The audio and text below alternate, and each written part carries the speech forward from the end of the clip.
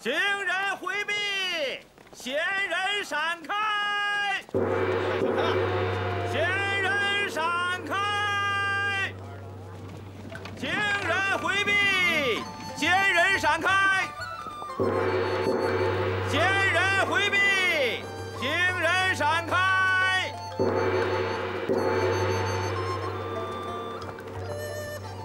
父亲，停驾！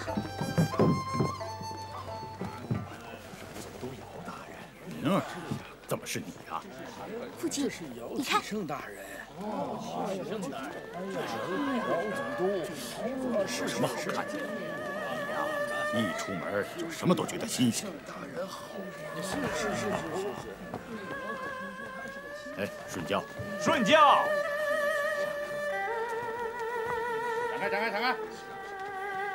父亲，这事儿你不该管吗？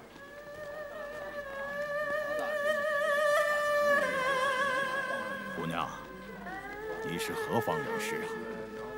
厦门。你叫什么名字？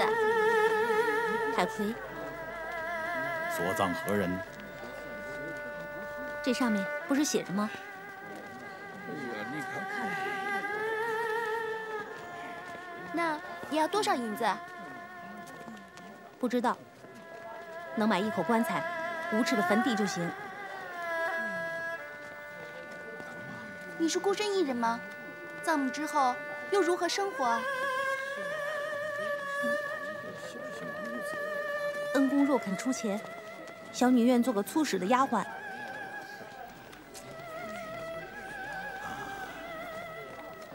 好吧，你随我来吧。姚大人，来，真是。本来是个很好的机会，可以解决奸细，让监国死了这份心。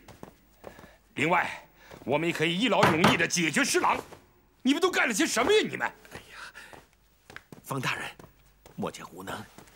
末将实在是无能啊！本来赖塔已经把事情办妥了，谁成想这康熙在里面插了一杠子，结果这事就给黄了。不过您放心，通过这件事情，赖塔和施琅彻底结下了梁子，以后啊不会有他的好果子吃。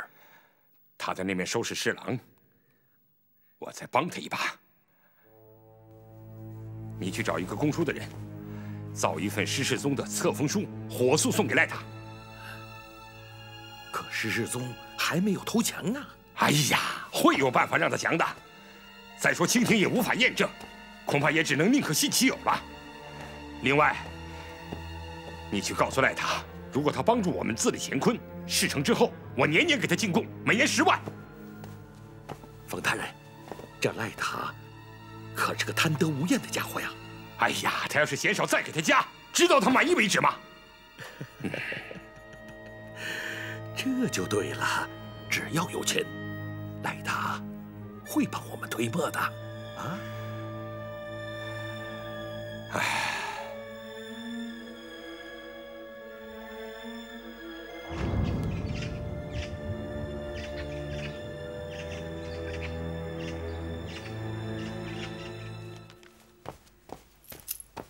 父亲，什么事啊？您看这个。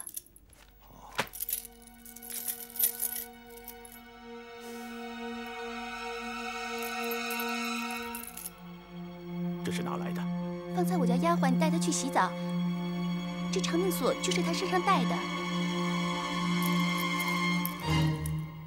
这个盘龙图案，只有台湾延平王才使用。难道他是那边的人？会不会是奸细啊？说不定是来刺探军情。哪有这么笨的奸细？当街卖身葬母，这不是找死吗？那他又怎么会流落福州呢？哦，你去把他叫来，就说我有话要问他。是。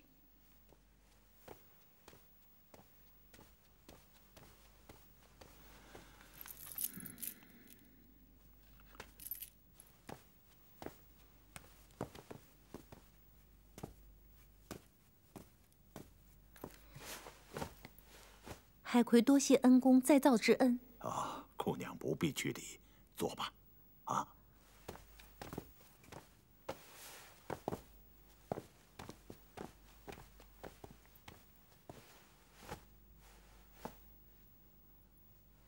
姑娘，你如实讲来，你是台湾的什么人啊？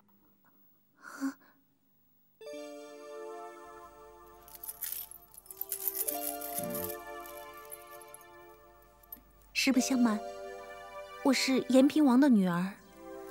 那你怎么会流落福州？奶娘告诉我，我1岁的时候被奸人所害，从此与父母分离。我从小是奶娘养大的，今日所葬之人就是奶娘。姑娘不要难过。啊，我会找个合适的时机送你回台湾与家人团圆的。暂时就住在我府上，与云儿就姐妹相称。啊，云儿，带海葵姑娘去歇息吧。是，爹。哎，姑娘，来，啊，多谢恩公。去吧。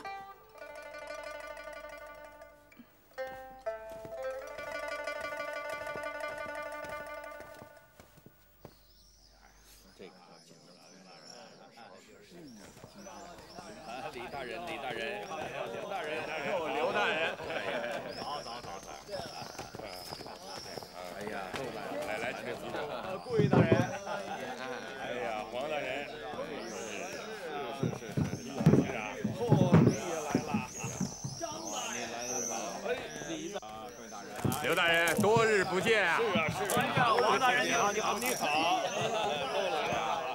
尊侯来得够早的。哈哈，秦于王氏嘛，怎么样？他肯见我吗？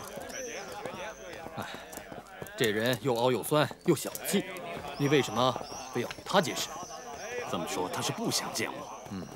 他大概是听到什么闲话了。我说你要见他，他只顾写斗方，哼哼哈哈的，顾左右而言他。哎，显然不想见。我看算了啊。王公贝勒，朝中权贵，你想见哪个，我给你引荐就是，大不了破费一点。我就不想要什么肥缺，没必要去巴结那些王公贝勒。这可就奇了，你为什么非要结识这个李光地呢？因为他正直，有见地，他在皇上面前能说上话。哎，这个李光地有什么嗜好吗？我就不信他刀枪不入。这个人小气，与人交往是铁公鸡，一毛不拔。一个铜钱在他手里，能攥出桶水来。小气，小气好啊，小气必贪。我就不相信，给他送厚礼，他就不收。这个你可就错了。哼，此人对自己吝啬，对别人一样抠门。但有一种好处，爱财而不贪贿，这就是连皇上都喜欢他的原因呐。这么说，他是一个地地道道的好人了。也就是说，这个朋友交不成了。不过，他倒是个著书虫，爱书如命。别看他吃饭都舍不得吃肉，哼，可是肯花大银子，天南地北的去买书，什么孤本善本，什么古今秘籍，没有他不喜欢的。如果碰到孤本，就是倾家荡产，他也在所不计啊。你说此人古怪不古怪？既然他视书如命，我就有了结识他的桥梁。那要记住，你弄的好书一定要卖给他。你要是白送，他反而会瞧不起你的。这么说，他真是个怪人。上朝！走。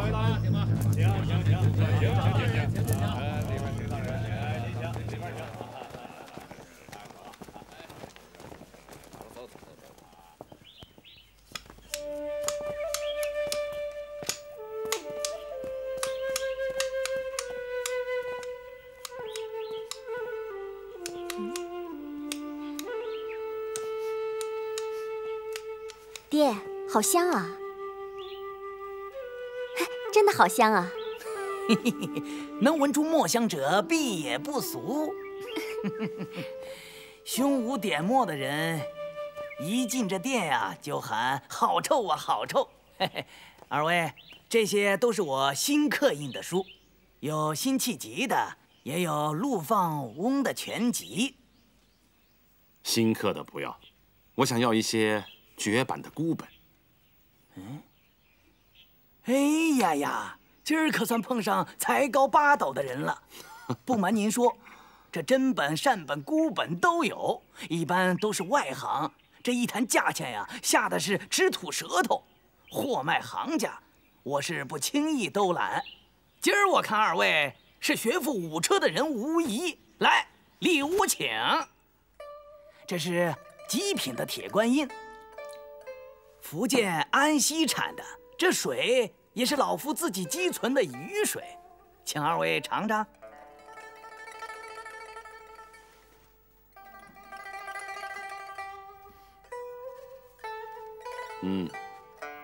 好茶呀，不过不是上好的铁观音，可勉强入口。哎呦喂，今儿可算碰上懂茶的人了。我们就是福建人，那里就是出产铁观音的。哟啊，佩服佩服，客官又是品茶的圣手。我一看你们就不是北方人。您知道京城里的人喜欢喝花茶，它香是香，可那香味儿啊是干茉莉花味儿，跟那茶香啊它挨不上。有什么好说，尽管拿出来见识见识吧。好说。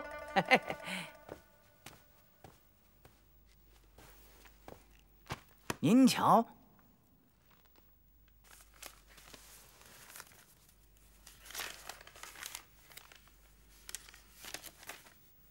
价钱好商量。这本书是仿造的，白给我也不要。真的有啊，就怕价钱说出来扎手。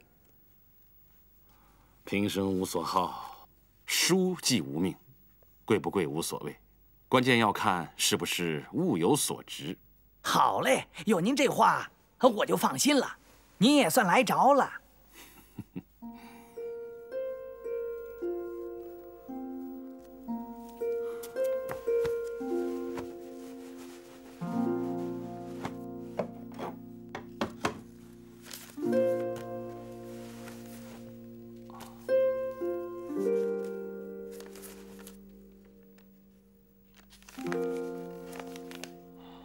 先生可知此书的来历？这本《西京杂记》已经失传很久了，《旧唐书》和《新唐书》艺文志里记载它为葛洪所著。这套《西京杂记》原本为2卷套，这套6卷本为宋代人所著，所记载多为西汉遗文轶事。亦有许多鬼怪、荒诞之类的传说。哎呀，先生果然是学识渊博呀！有意买吗？多少钱？真人面前不说假话。这个数，少1两也不成。值300两，这也太离谱了。哎，别走。咱们还没还价呢。他不已经还了300两了吗？开玩笑也不能这么开吧？那好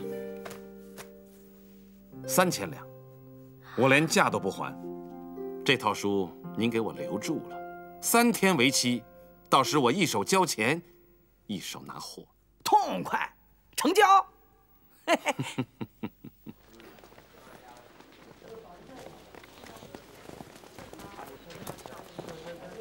阿曼啊，你先回家去，爹爹到京城去拜会几个朋友啊。哎，爹，京城有您的朋友吗？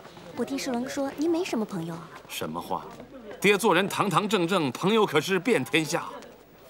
您要是有这么多朋友，还犯得上用倾家荡产的代价去巴结谁呀？你呀，你要是我亲生的闺女，今天我非抽你2个耳光不可。幸亏我不是，看来这干的就是不如亲的好。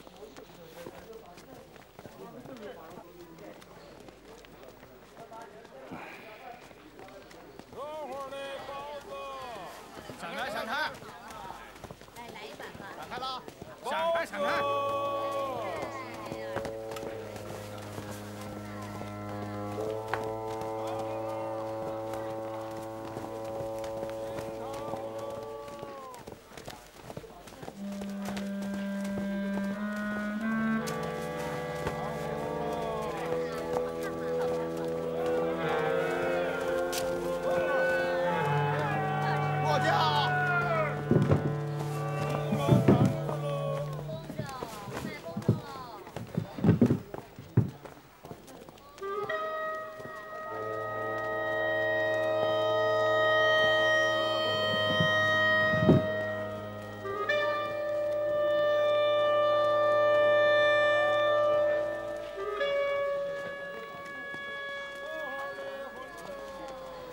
回府。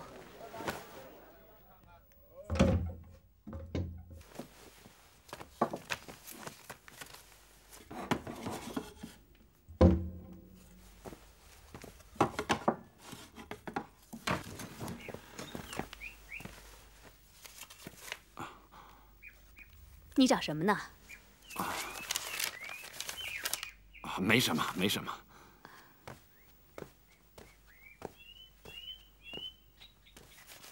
你拿房契干什么？没什么。咱们刚到京城的时候买的这所房子，我不太满意，我打算把它卖了，重买一套。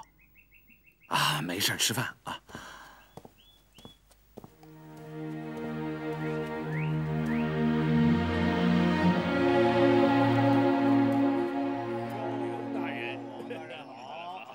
此事不可着急，等见到他再说。哎，好像来了。先别着急。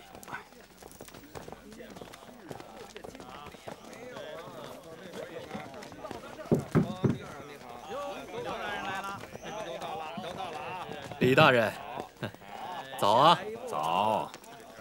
今天像是有雨啊。是啊。李大人在这儿。春雨贵如油啊，该下雨了，连皇上都急了，不然不会到祈年殿去求雨。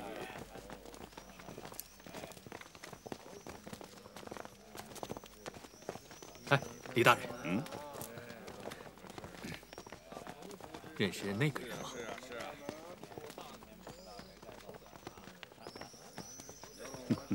我吃饱了，闲得没事干啊，认识那么多人干什么？别人认不认识，倒也无所谓。若不认识这个人，大人会后悔的。岂有此理！他不就是那个3次攻打澎湖都无功而返，最近又闯法场的人吗？打不打澎湖的事，我不感兴趣。我对施琅的兴趣也不在于此。哎，我听说这个人的名声不怎么样，很狂傲。很狂傲？你笑什么？我笑李大人50步笑100步，朝野上下要说狂傲，公当独占鳌头。唯独你不该看不上狂傲之人呐。此话说到了要害之处啊！哎，对了，你刚才说他身上有你感兴趣的东西，敢问是什么？他手上有本孤本绝版书啊。什么书？当真是孤本？葛洪的书，李大人当不陌生吧？是《西京杂记》。哎呀，前几年这本《西京杂记》在市面上露过头，一张口就要2000两银子。当我咬咬牙带着银票赶过去的时候，却扑了个空，叫别人捷足先登了。哎呀，毁得我是几天都没睡好觉啊！怎么，李大人动心了？动心也是白动心呐。东西是人家的了。哎，让他现出来怎样？我跟他还沾点亲呢。好，不可不可，君子岂能掠人之美呀？大人如能从中通融一下，在下能够见识见识，以饱眼福也就足矣了。这个应该不是问题。不过，怎么？难道说让人看一下，也未见得答应啊？哎，李大人，您可是爱书如命之人呐。您收藏的孤本秘籍，难道可以轻易示人吗？李大人，来，是啊，你多余告诉我啊，吊我的胃口，我又得好几天睡不着觉了。哎，今天上朝停队，在天子面前，我若是走了板啊，都是你害的。其实啊，李大人，你要真想见识一下，倒也不难。哦，说说看。说来可也容易。您只要放下架子，这就行了。侍郎这个人架子大，也最爱面子。您看他的书，一定不能够凭权势呼来唤去。您肯虚心登门，就会如愿以偿的。那当然。我这个人呢，要看人家的书，难道还要让人家送上门来不成？何况他是内大臣，一品官，比我显要。弘基如能从中斡旋，欲成此事吗？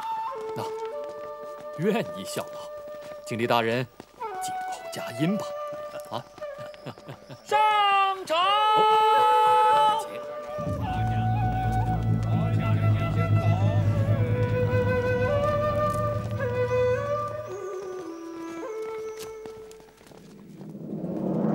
此次招抚非比寻常，是皇上亲自策划，体现了天子爱民如此的博大心怀。能不动刀兵，又能让海上贼寇归降，这是天大的盛事。康熙6年，孔元璋去台湾招抚，海贼极为顽固，竟胡说台湾远在海外，非中国疆土，可憎可欺。不削发是不行的，如归顺可宽待，可加封，但台湾必须收归一统。此次选派兴化知府穆天言赴台，关系重大，务请慎之又慎。敢不竭诚尊奉王室。各位还有什么高见呢？此次派使者招抚，一个小小的4品知府，会不会让他们觉得我们没有诚意呀？说得对，皇上早想在前头了。昨天封上谕，给穆天言加太常寺清闲，这规格不低了。谢皇上倚重之恩。这是皇上亲自给台湾方面写的诏书，这是天大的荣耀。另一封是本官的信，都当面宣读，视其诚意如何，可相机裁处。谢皇上隆恩。穆大人此次去台湾会见延平王，我再给你举荐2个人，可做随员，抄抄写写还是能胜任的。姚大人真是太客气了，有何事尽管吩咐就是了。只不过此次去招抚海贼之事，并不是什么肥美差事，不知人在何处？下官明日就要渡海去金门了。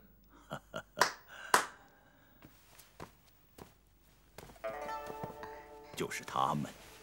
姚大人不是在开玩笑吧？怎么是2个姑娘？穆大人不必担忧，我们不会给大人添麻烦的。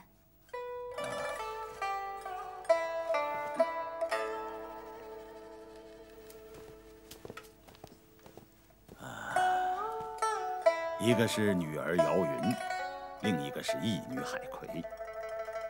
海葵要去金门投亲，女儿姚云陪同前往。因为兵荒马乱，我不放心，因此假公济私，随穆大人同往。这是举手之劳之事，只不过在下带着2个女孩子家不大方便，朝廷使臣总不会派2个女流之辈吧？姚大人，这不是让下官为难吗？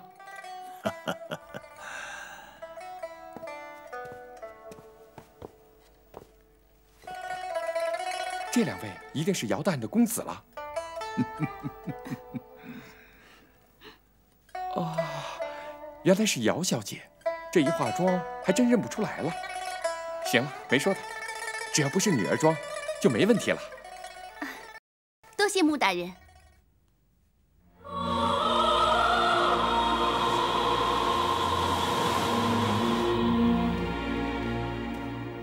清廷派来的使者已经住进迎宾驿馆了，还带来了皇帝的诏书。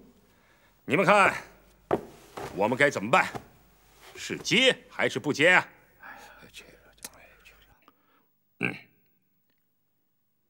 应后代来时。我们现在已不是占闽粤七府的鼎盛时期了，不管受不受招抚，目前都不要把事情搞僵。哼，我才不怕弄僵呢，他们是来求我们的。依我之见，诏书不能接，接了就等于俯首称臣了。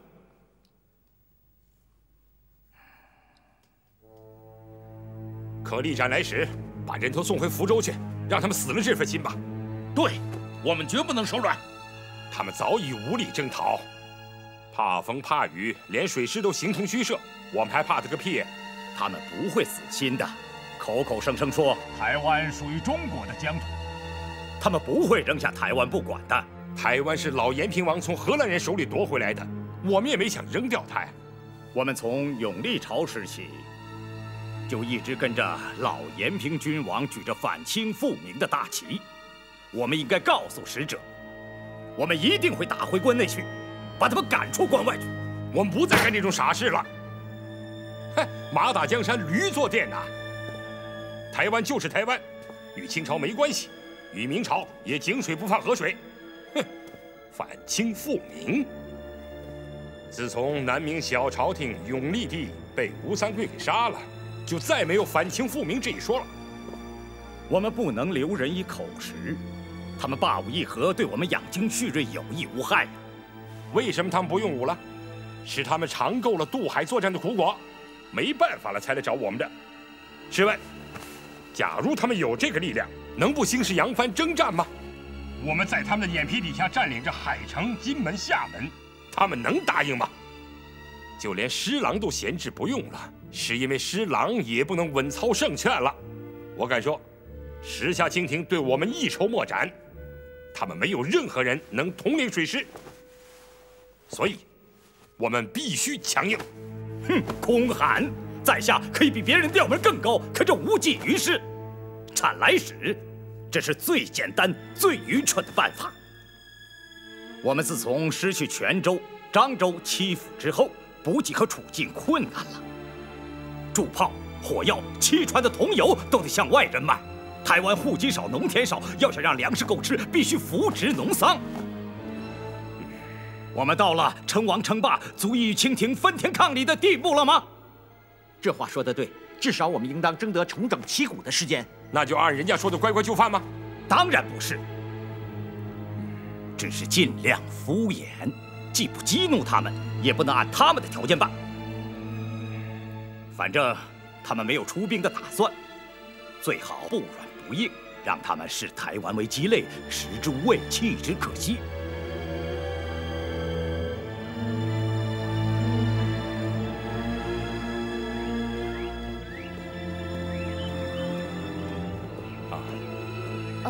冯大人，快请坐。冯大人，您这么急着来，有何急事啊？清廷派来了议和的使者，带来了皇帝的诏书，我们该怎么办？延平王是怎么说的？延平王已经把此事交付于我，由我来做决定。好，那就好。快去叫人告诉他们，我们绝不与他们妥协。台湾就是台湾。我们与清廷绝对没有关系。好。哦，等等，别忘了召集大臣，告诉他们，议和就等于是投降，就等于俯首称臣，台湾必须自立乾坤。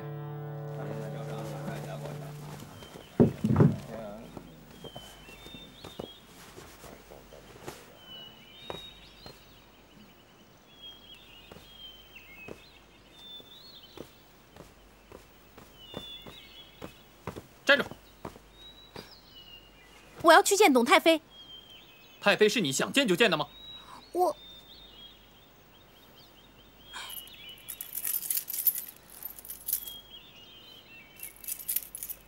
你把这个拿给他，他自然会命你来请我。哎，你快点啊，我可没心思等你。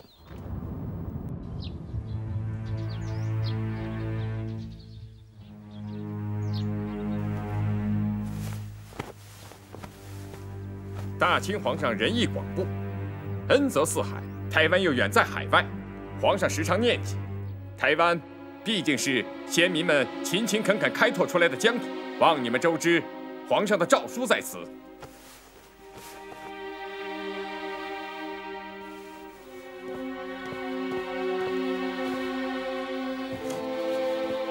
请接旨吧。延平王从来就不是康熙的臣子，你们给我们的只能是战书和求和信。我们从来都是平起平坐的。台湾自古就是中国的疆土，不容分裂，也从未听说过台湾有什么另立乾坤之说。谈什么平起平坐？你们的条件我们不能接受。如果能答应我们不削发，以外国力，那可以磋商。台湾并非外国，以外国力断不可以。大清天子有圣谕，台湾是中国的疆土，你们也是华夏的炎黄子孙，岂能依外国力？那还有什么好谈的？希望你们以大义为重，天下一统是大事，不要把和谈的路子给封死了。你要是知趣就快滚，趁着延平王还没有反悔，否则你就死无葬身之地。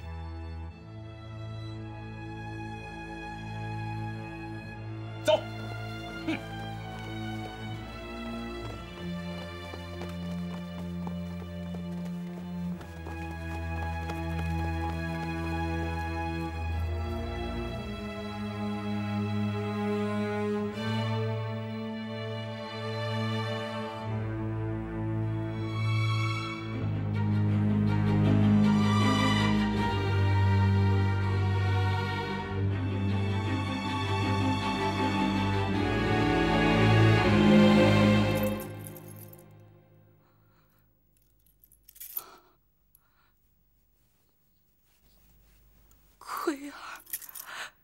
真没想到这么多年后，我还能看到你。去，赶快吩咐人去把公主的衣冠冢给拆了。是。来，快，过来，让祖母好好看看你。哎呀，可怜的孩子。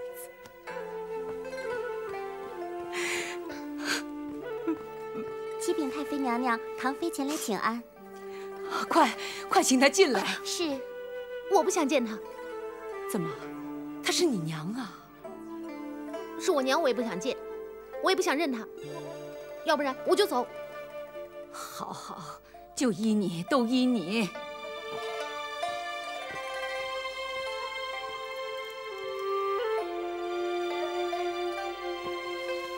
唐妃参见太妃。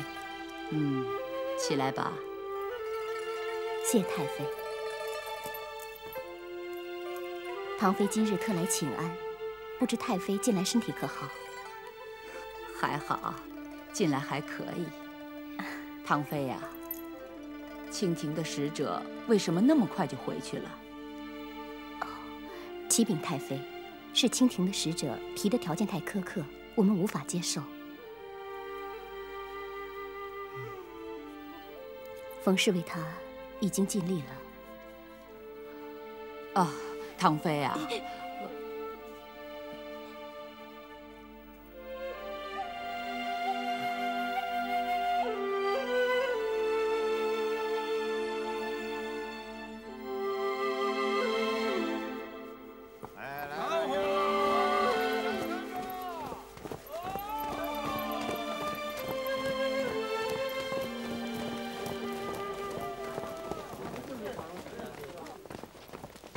压轿，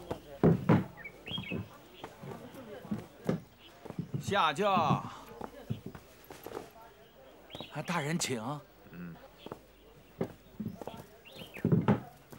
大人，有一位小相公在书房等了您半天了。长什么样？她长得白白嫩嫩的，像个女人。傅大人。哦，就是她。别来无恙啊。我怎么看着眼生啊？请问足下是？大人不记得福州的风琴声了？大人说过，余音绕梁，3月不知肉香。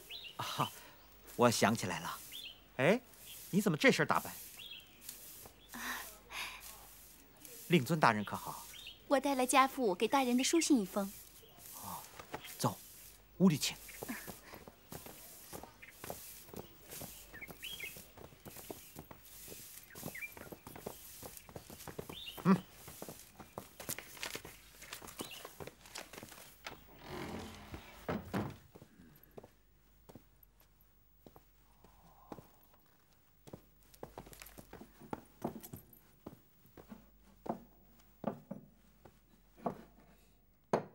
你也太冒险了吧！此事岂是女孩子所为？傅大人，没关系，我是随谈判使臣来的，谁能奈何我？哦，对呀，我把这事给忘了，原来你们是有交情的。对了，傅大人，谈得如何呀？冯锡范已经篡了大权，他是个力主台湾自立的人，不能乖乖就辅啊。那就全靠傅大人支撑了。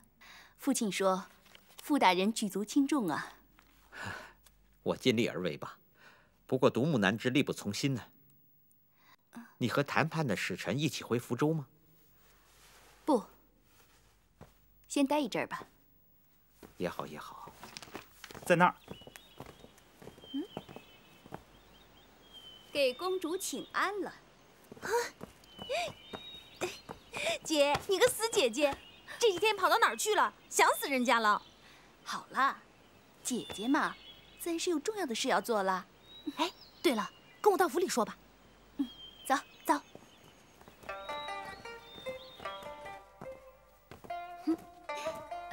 这边不错嘛。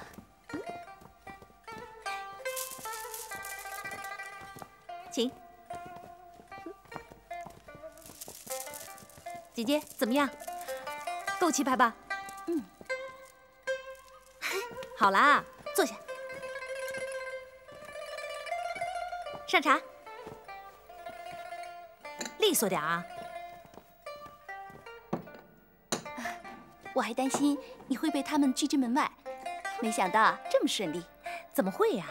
你忘了我有这个。延平王和董太妃一看到这个就认我啦。哦，董太妃到。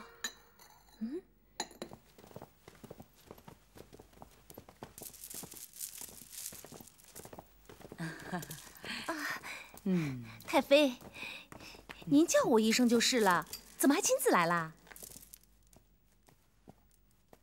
奎儿，你太不懂规矩了，怎么不禀报就私自带男人入室啊？快叫那人出去！笑什么？太妃，您看，他是男儿吗？哦，既是女儿身，干嘛打扮成男装啊？又不是木兰从军。两边正在打仗，他不扮成这样，怎么过得来呀？民女姚云给太妃问安了。坐吧。坐啊。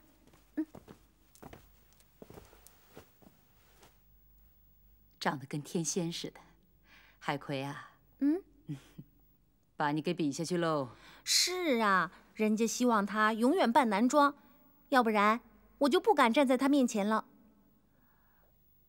哦，我想起来了，她就是你说的恩人那位姚小姐吧？太妃记性真好，她就是我的干姐姐。要不是她和她爹救了我的话，我就得饿死街头了。我们呐是不会忘恩负义的，姚小姐，金门虽说不大，但也算不错。你就在这多住些日子，姐妹俩呢也好好亲热亲热。那就多谢太妃厚意了。姐，干脆你别回去了，跟我去台湾吧。小孩子话，虽说是姐妹，也不能不让人回家呀。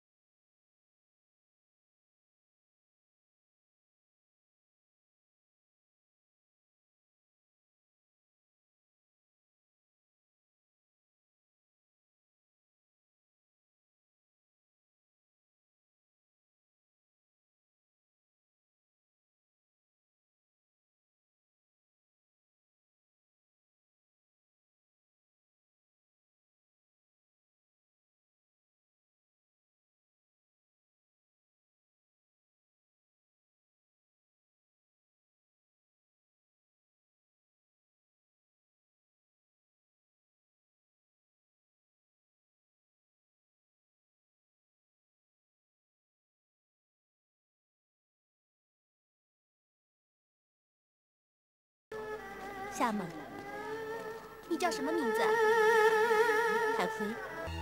你去告诉赖他，如果他帮助我们自立乾坤，事成之后，我年年给他进贡，每年10万。这个盘龙图案，只有台湾延平王才使用。难道他是那边的人？姑娘，你如实讲来，你是台湾的什么人啊？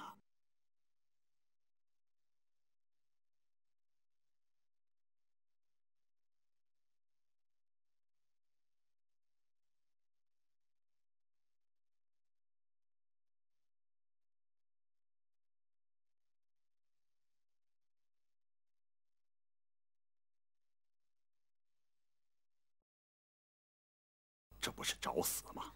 姑娘，你如实讲来，你是台湾的什么人啊？